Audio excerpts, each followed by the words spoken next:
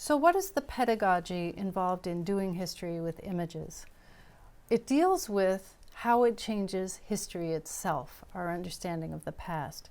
It also deals with digital scholarship.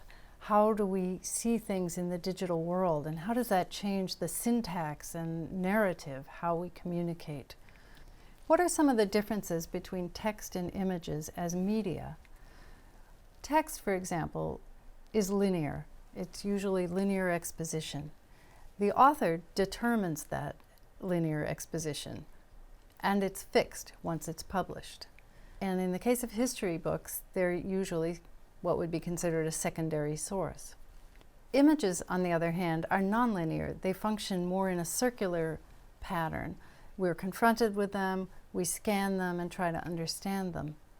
The movement between different images is often reader determined, and images can be arranged in a flexible manner. You can change what they're placed next to, for example. And these images that we're dealing with are primary sources. So there's no author doing research between us and them.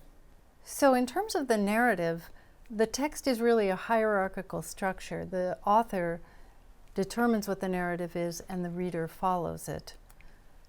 On the other hand, the way images work is that they're non-hierarchical, and the reader is asked to explore the narrative, to explore the images and make connections themselves.